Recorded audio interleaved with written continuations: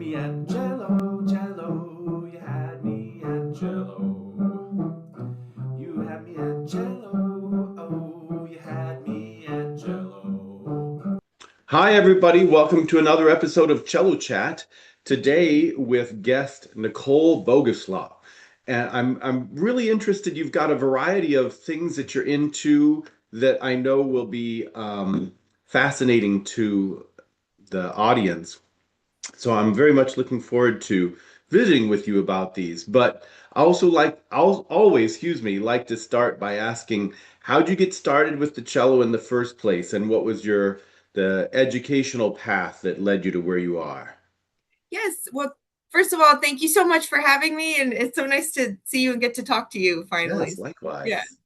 Um, so I started my parents were both musicians. My dad was in the Marine band. He retired, but he's a pianist, so he still is gigging and doing all kinds of, gigs all over the place. And he does jazz and classical. Nice. And then my mom was a singer, a wind player, and she played piano and everything too. So we kind of all had to first, but Yeah, but I yeah. yeah I was also just around it. So when I was 4 years old, I remember doing trying to play piano and just think, why doesn't it sound like when he does it? So he was my first teacher, and I started with piano, and then she taught me flute. And then my older sister had a cello lying around. So I just started, sawing away on it. And then it was third grade strings class. So I started taking cello lessons because I wanted to join third grade strings. And then it just at three instruments was too much. And cello was the one I really, really loved. All So right. that's what I stuck with. All right. And then you had education on both coasts. Yes, yeah. So it was in high school at Sewanee Summer Music Festival in Tennessee, where I met my college teacher Paul York. And that's where it was junior year of high school. That's where I decided I wanted to major in music. So I went to study with him in Louisville. They say Louisville, you can't say Right, Louis. right. Don't pronounce it too clearly. Right, right. And then I came back here and did my master's at Catholic University with Michael Mermagan, who was great. I was back home for a while.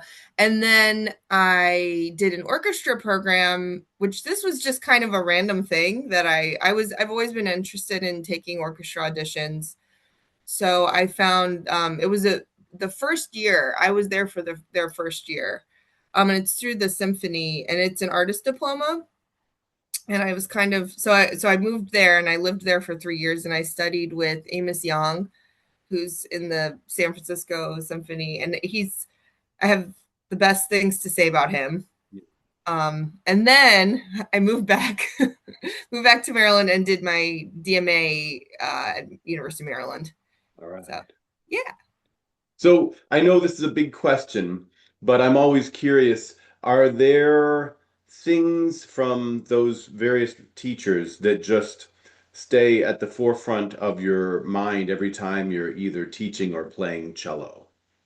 Yes, definitely. So each teacher, I feel like there's certain things from each one that I still remember.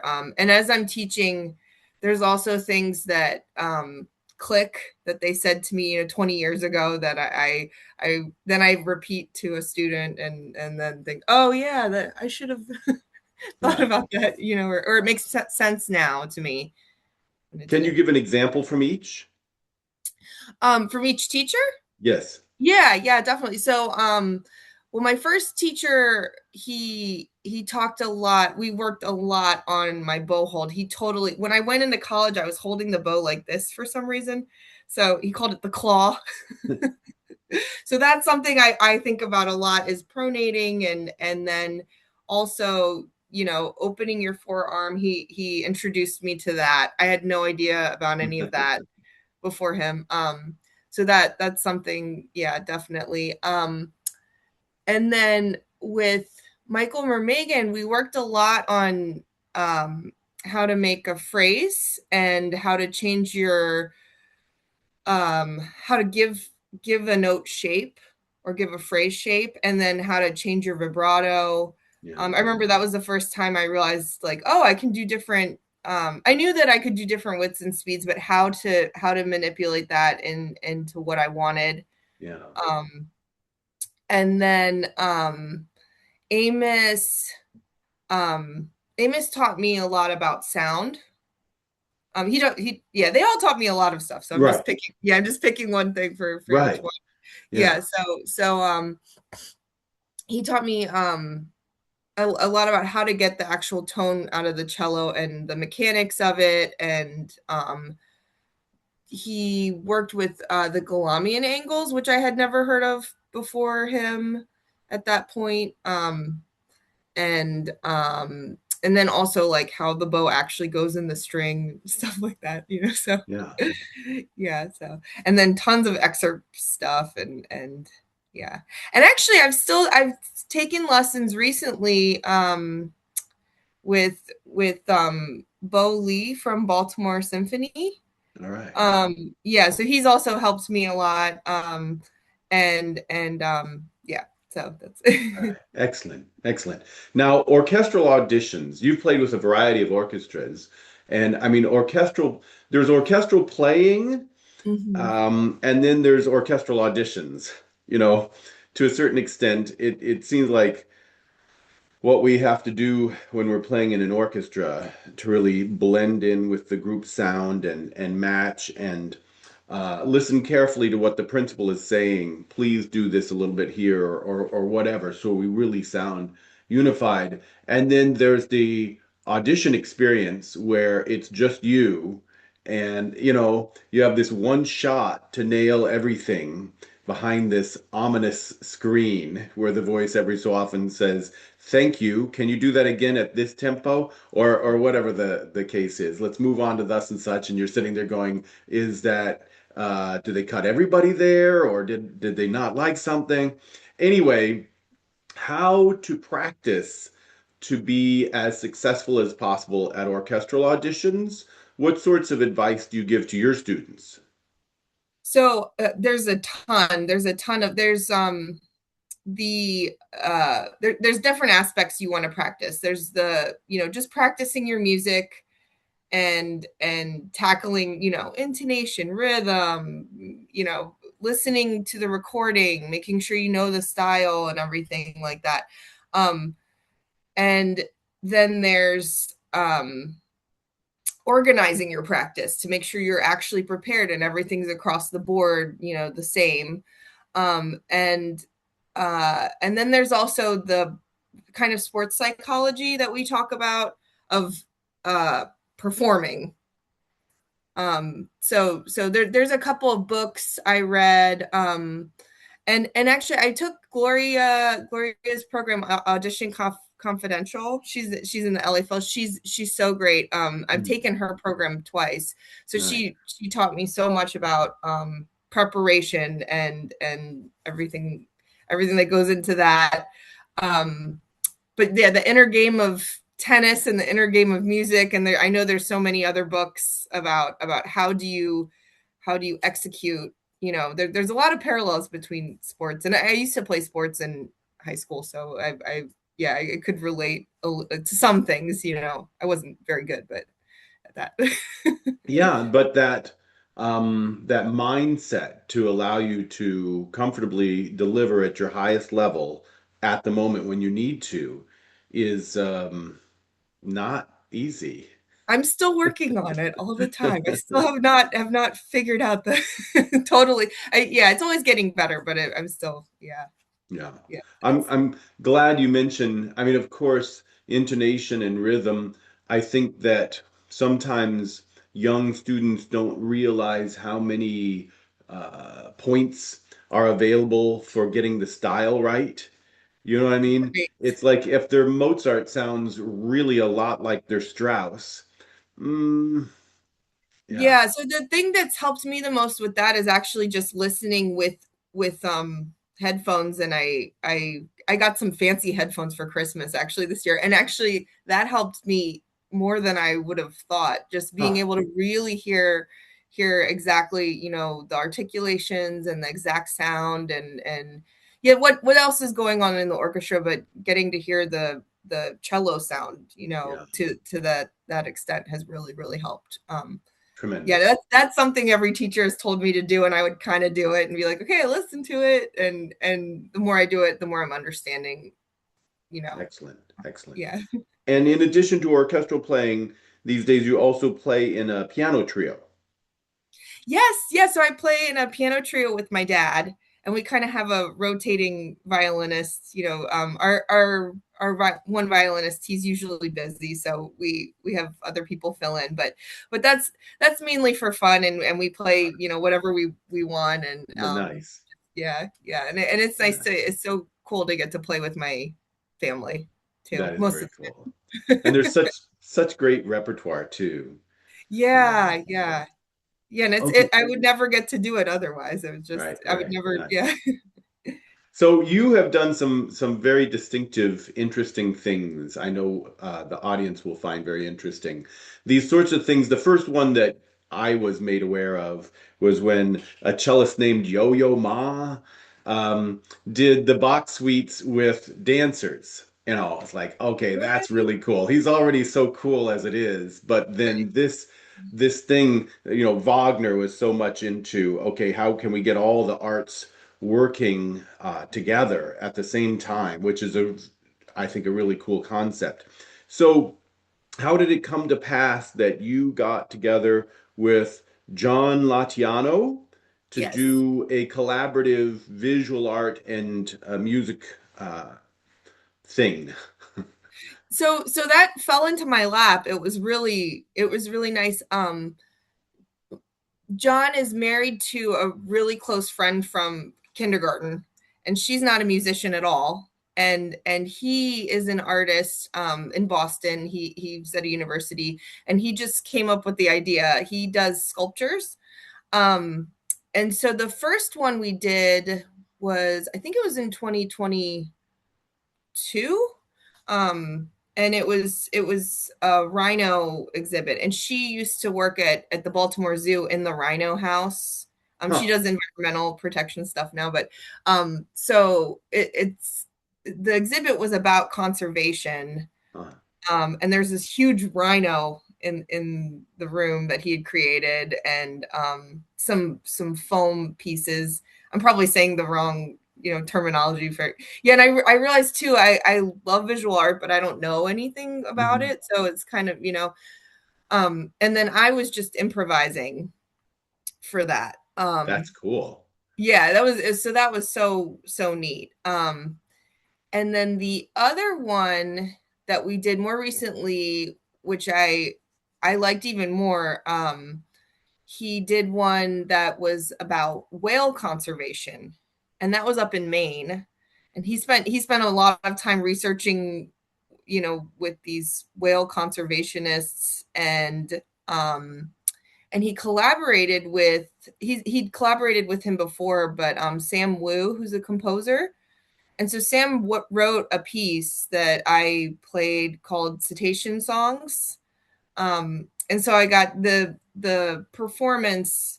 There was a, you know, they had the exhibit for a month, and then they had some talks. So there was a environmentalist that talked about whale conservation, and then, you know, you could go around and look at the exhibit, and then I played this piece for everyone. So I loved that. That was really cool, and I hope to collaborate again in the future. That would be really exciting. Yeah. So It's always a blast, isn't it? yeah, yeah, And and it's so cool. and to see people's reactions too. Okay, now I have to ask you though, improvisation, it's another thing I know, just speaking for my students watching this, Yes. is something that sure sounds like fun to them in some cases, but how to get, I mean, it's interesting, isn't it? Because a number of the things available out there on improvisation seem to have some here's some ways to just get started, and then here's advanced things to do, but the middle section of, okay, how do I start to get it to sound like something where I'm I'm actually comfortable in my skin just doing things in real time. So what's your approach? So I would say that's a huge weakness, and I wouldn't be a good person to, I don't feel like an authority on improvisation at all. And I would love to get more into that. I've taken, a few jazz lessons with my dad, just of how does this even work? Yeah. How do I even think about this? So for that situation, I was, I was kind of in the background, so it's easier.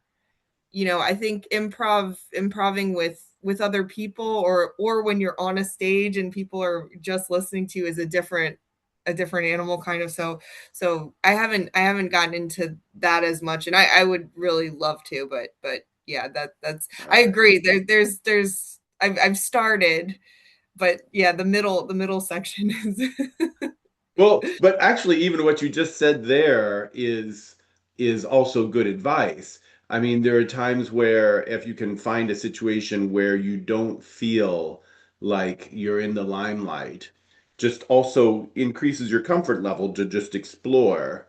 I mean, it's a sort of situation where, like with students who have performance anxiety. And so you have them perform for a while at a retirement home where really they're going to clap a lot and mean it no matter what, no matter what. So, you find ways to get more experience being not so uncomfortable. right. Yeah, the more you do it, I guess, yeah, with anything, then yeah, your comfort level will go up. Excellent, Yeah. excellent. And so another thing I want to ask you about this movement in music. Yes. What is this? So this was started, my friend Melanie Cooperstein, it's her group, and she got the idea from actually her time at University of Maryland. She's a violinist, and James Ross did a performance where everyone had to you have to memorize the orchestra piece, which is much harder for cellos, because where you're depending on what it is, but we don't have the melody, so um And we and never get then rests. yeah, exactly. So yeah, so I've done it a few times with her, where we actually use I guess the cello strap. So you're Right, the standing. block straps, right. Yeah, and I'd never done that before. And also I'm not a dancer at all. I took ballet for a couple years as a kid and was not graceful Oh, and could not follow the steps are really hard, trying to be like, wait, I go right. So they were pretty simple, but yeah, playing, you have to memorize the piece and then play with, and we had a choreographer come, and so everyone is doing movements while that go along with the piece. So the choreographer decides, you know, what that's going to look like. So that was really interesting, and I actually really love doing it. Just because I think it's a cool thing and a different thing for the audience too. But yeah, yeah, also something I would consider myself very much a beginner, outside of my comfort zone all of right. Well, but dance. my hat is off to you because like this art of music, well, all the arts, keeping them as alive, as thriving as possible. It seems, I mean, we artists could just do inside our comfort zone of what we know we already do well, and then just kind of hope that the audiences come to us. But the times that people try to look for ways to put things together in different ways, and again, like what you're saying, go intentionally go outside of our comfort zone. I mean, there's a visceral, there's a genuine,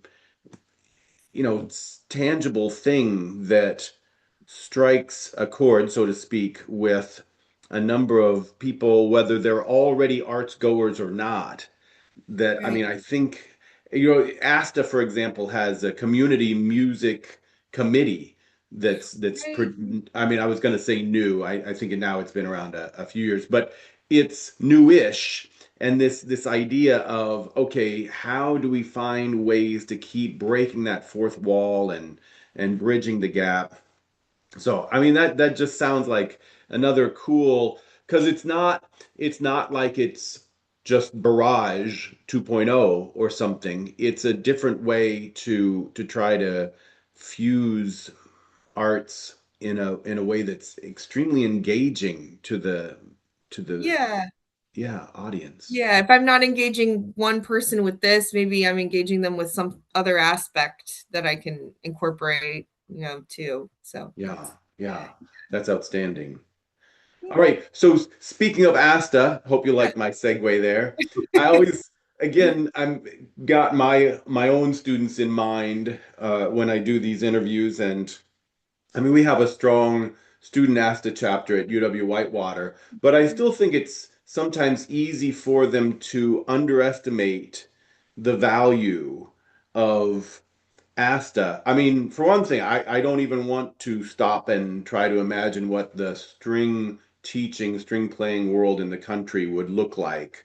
The infrastructure of string teaching from, all the way up without that organization, but also the way that we can immediately get connected to other like-minded people and find out about other opportunities. It could be of mutual benefit or benefit to the profession that we're also interested in. So you're quite active in the Maryland chapter. I just wonder if you have thoughts about how that has been beneficial to you and beneficial to strings in Maryland. Yes, yeah, definitely. I think having the community is really, really of the utmost importance. I think just for first of all having friends and being able to vent about about if you have frustrations, but then also getting ideas from each other, helping each other figure things out. And then there's a lot of opportunities that come from it.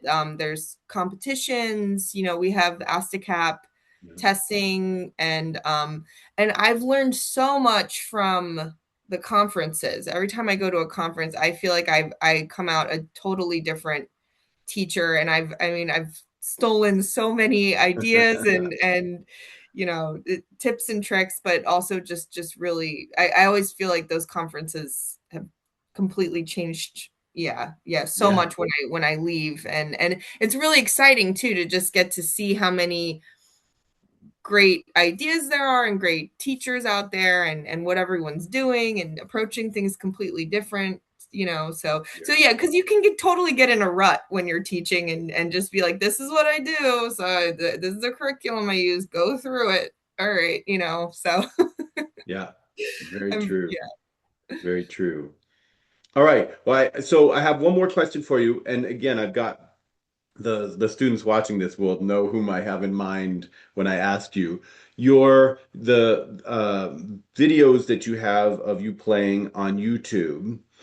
I like particularly I like the slow movement of the arpeggione maybe is the one that comes to mind where your shifts just look so comfortable and you're not hurrying yourself. And it's one of these topics that has come up in my studio a fair amount.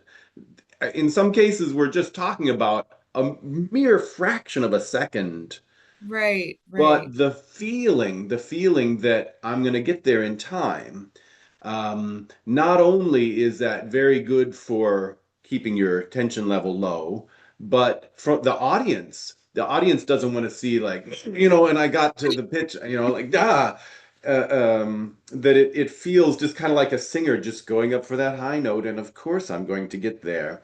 So I'm just a little bit curious about either how you specifically practice shifting or how you teach that level of comfort in shifting? Yes. Well, first of all, that's the nicest compliment. So thank you All so right. much. It's such a nice compliment. So I remember one thing that really changed my shifting. I was studying with Alan Harris at Aspen Music Festival like 20 years ago.